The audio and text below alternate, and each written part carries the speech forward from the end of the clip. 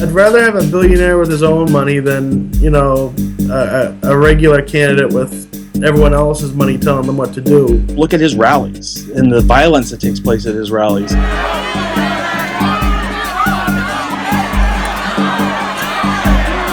Everybody hates him except the people. This is politics in Connecticut at its best. We'll have a much more better country and much more better world if we have Hillary as our president. She lies. She just lies. I would be ecstatic if Hillary Clinton won the presidency. I'm in the neighborhood, and I'm going to start knocking doors. If they start trying to roll back the Second Amendment, I think that could start like a civil war.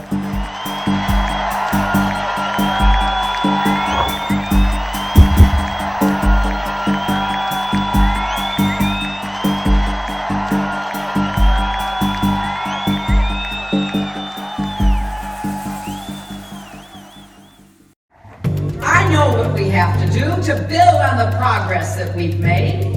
And the first thing we have to do is not let the Republicans rip it away by winning the election.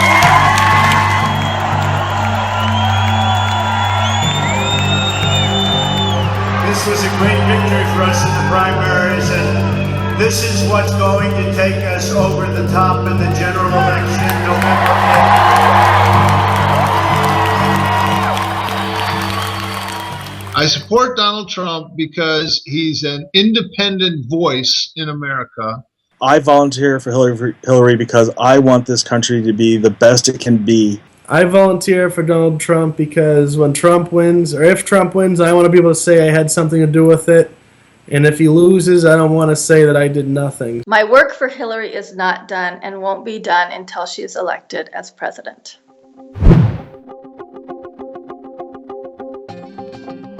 There was a special moment when I decided to support Trump. My son is in the military, so I have a special affinity for the military.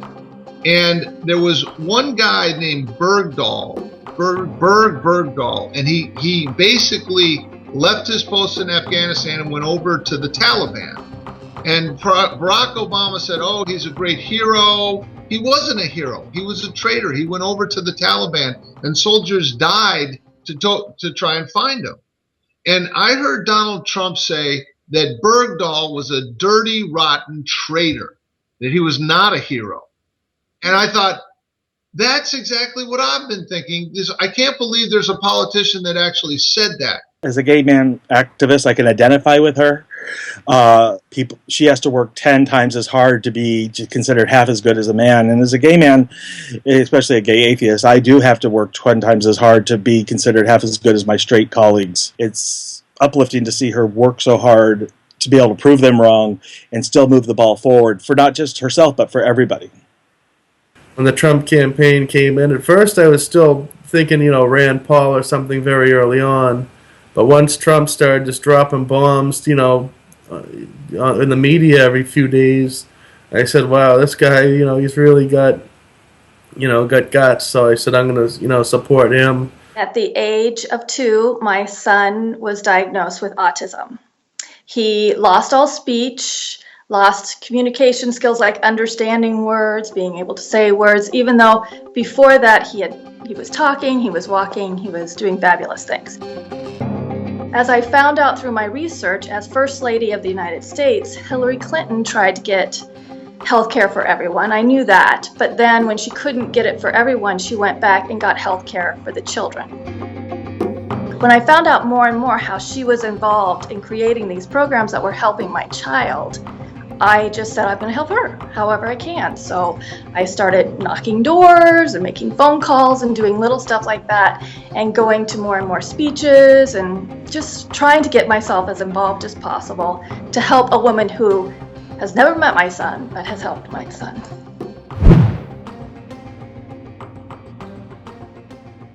Well, what I'm doing currently is helping with sign wavings. We get people to go out and they stand on the side of the streets, and I know it sounds silly back on the mainland and probably in Europe as well, that you stand on the side and you wave signs for your candidate. But that's something that's it's a core thing of when you campaign here in Hawaii, to get the help, to show the local support that there is for the candidate.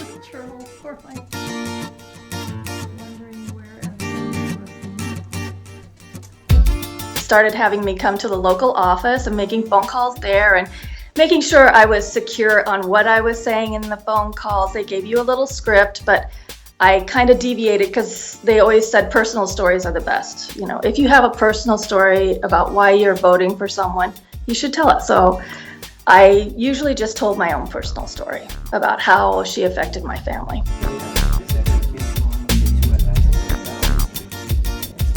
Sometimes you get the good phone calls, like I had the one in LA just recently, and she just turned 18. This is her first time voting, and she gets to vote for a woman president.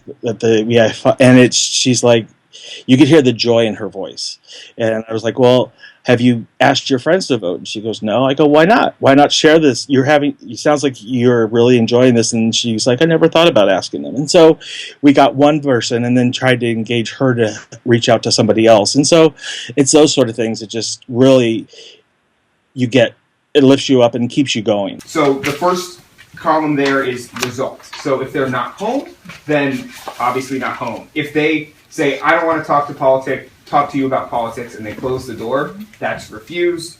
If somebody answers the door and they say, oh, Bob doesn't live here anymore, that's moved. If you can 100% not get to the door through a permanent barrier, so if there's a large fence or like you can't get to the door, that's inaccessible. And then I started walking doors, which I'm very afraid of the unknown, when you're knocking on somebody's door. But mainly people were very nice and very receptive and didn't know a whole lot. Okay, so I have my list. I have my script. I have my addresses. And I'm in the neighborhood. And I'm gonna start knocking doors. When I went to my caucus, people said, yes, I met you. I'm here because you told me to come. And I'm like, oh, I did make a difference. And I put out a lot of signs during the primary. They gave us a lot of the 8-foot billboards, and we were going around the state, me and a friend, and putting them up, on the highway. So we're going to put a 4-foot by 8-foot Donald Trump and Mike Pence sign up on Route 101 here in Dublin. This is the highest city, the highest town in New England, and it's a very well-traveled road here.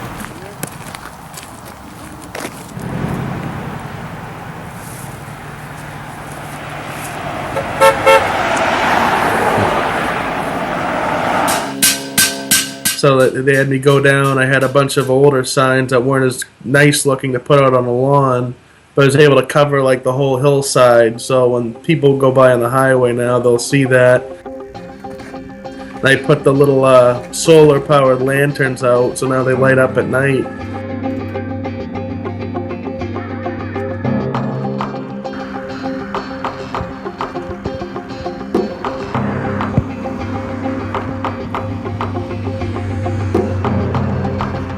This is what we have now, Trump Mountain.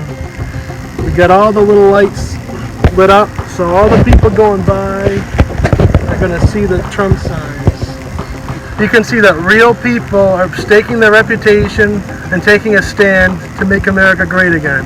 That's important to the state of New Hampshire and to the United States. I did go to the Republican convention in Cleveland. I was there. I was part of the Connecticut delegation, so I guess that's volunteer work. And we help out. There's a local Republican headquarters in our little town, little storefront, and we help out there putting signs together and things like that. So I'm very supportive.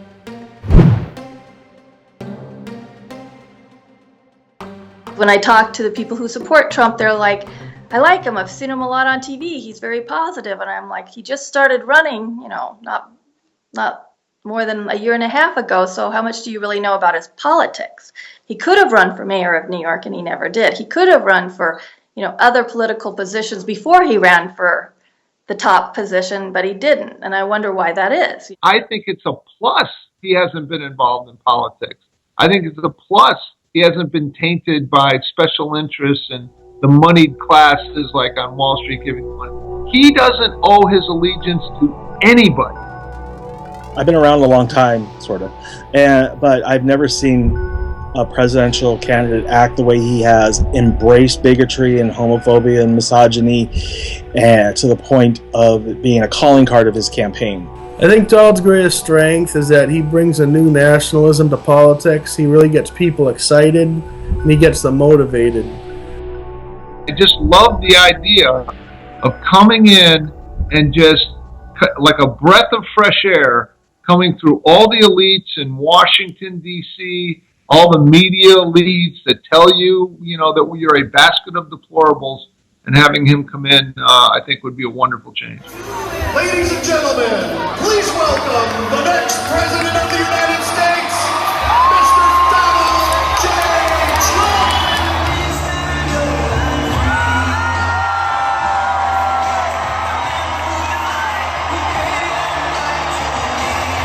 Hillary, her strengths are that she's very well liked in the corporate community. She has unlimited resources in terms of getting wealthy people to support her.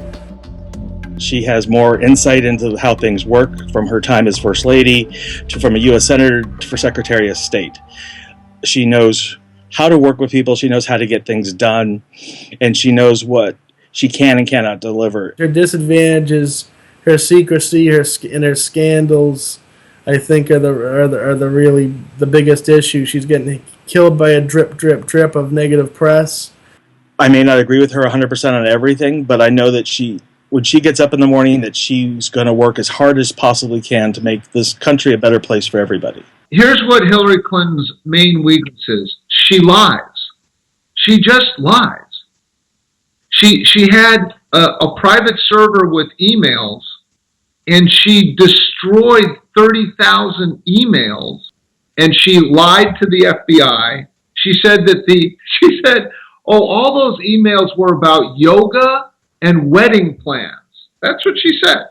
To us, the American people. Well, I've met her once personally, and I've told her thank you for everything you've done for autism, because I know as a senator, when she was a senator in New York City, that she tried to pass a bill for autism to help with the funding and the education of it. So she said, "You're welcome." But if I would see her again, because I was kind of blanked out when I saw her, I would probably say, "I love the work that you're doing." So we've recovered 13 million jobs. But we have work to do, my friends. We've got to get more good jobs created. For the family, everyone's gotten a kick out of it, and it's been a good conversation piece when I meet up with them at family events. Even my grandmother died a week and a half ago, and she was on her deathbed worried that she wasn't going to be able to vote for Trump, and that Hillary might win. She was a very patriotic person. She and my grandfather both. So we're really going to do what we can and try to get them, get Trump elected. I promised her that I'd do what I could.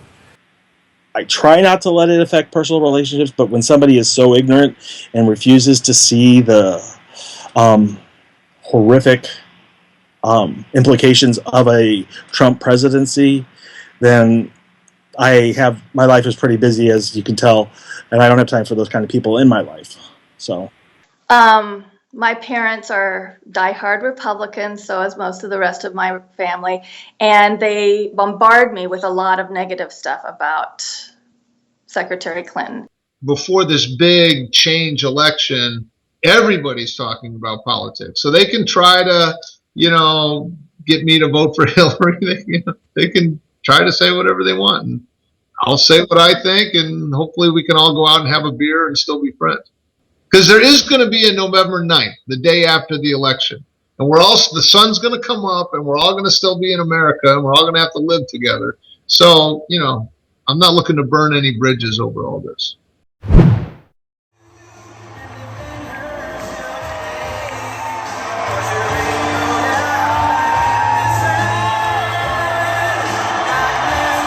They're like a rock show. You go in there and people are selling merchandise.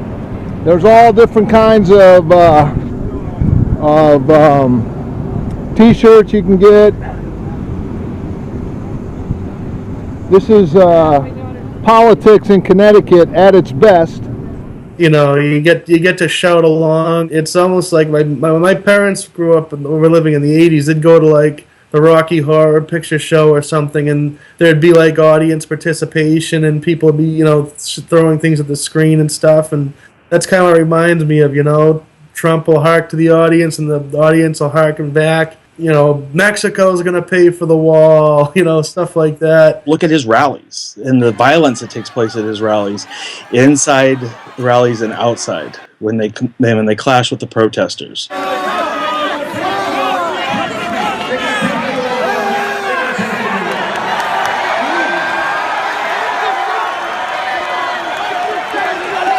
I saw a protester jumping up, hooting and hollering. He knocked over an old elderly person. So I'm not a big fan of these protesters. If they want to interact and protest, then they should find a demarcation, you know, outside the venue. In Iowa, it's very different because we get every single candidate here. We can go to every single rally and talk to all the other people. I went to one of the rallies in Connecticut. It was packed. It was a driving rainstorm, but the place was packed. This is like, are you ready to go to the Columbus victory headquarters and call and get out the vote to help Connecticut Republicans? Are you ready to talk to your neighbors, your friends, your colleagues about why it's time to change Washington and Connecticut? All right. Are you ready? And this is the important one, folks. Are you ready to elect me the next United States Senator and make Donald J. Trump the next President of the United States? I don't know what the polls are showing, but there's a lot of energy in the room, I'll tell you that much. Wait till Donald gets here. And it's a very fun atmosphere. There's usually about 200 people there, and they will hand out signs while you're in line sometimes, and then sometimes when you're in the building, they'll hand out signs. And so when the person is speaking, there's loud cries of yay, or, you know. In the first 100 days of my administration, we will make the biggest investment in new jobs, good paying jobs, since World War II. It was like a rainbow.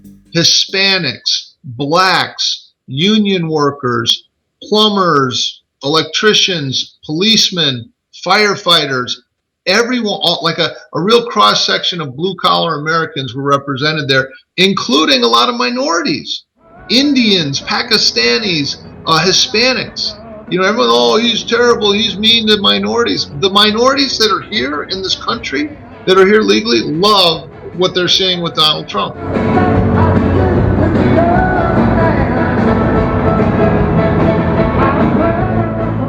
It's a very positive atmosphere. And then afterwards, people are lining up to get autographs, stuff like that. You have to go through security, your bags are checked, everything's checked, and then you go in and stand for another 45 minutes to an hour. It's a lot of standing. Some people say, you know, we got to go to church to feel that feeling, you know. It's kind of the same thing. You go to a rally and you feel that excitement, you know, that you're not alone and that people are with you, and you can kind of, you know, speak your mind, and you know, you can shout to him and he'll say things back. So it's really exciting. What will I feel like if Donald Trump gets elected president? And my thinking and feeling would be that the people have spoken. He doesn't care about the environment. He doesn't care about education. There's everything he doesn't care about on that list. The only thing he does care about is fame and money. And we don't need a president like that. I would be ecstatic if Hillary Clinton won the presidency. My hopes would rise to the skies. I know that she is capable of accomplishing many, many positive things for everyone out there. Jobs, economy, infrastructure, I mean, everything, you know, national security, relations with foreign countries. She is the total package. If Donald Trump loses, it would be devastating. I don't know what the future would be for my career in manufacturing pharmaceuticals. If Hillary can send those jobs to India, I'm going to be in a world of trouble. I mean, if they start trying to roll back the Second Amendment, I think that could start like a civil war. So I think it'd be really sad for this country if Trump loses. Hillary will send a message loud and clear to women everywhere and little girls that you can grow up and be anything you want. That there are no barriers. If Hillary Clinton wins, I will feel discouraged. I will feel like, wow, she really got away with a lot. You know, I mean, all this corruption and lying and you know, race baiting, pitting blacks against whites, and you know, you black people vote for me because the whites are bad and they're trying to kill you. And I don't like that division. You know, I like everyone coming together. So I would feel sad, like, well, they won, and I would get over it probably in about 48 hours. I would go play golf and drink beer and feel better.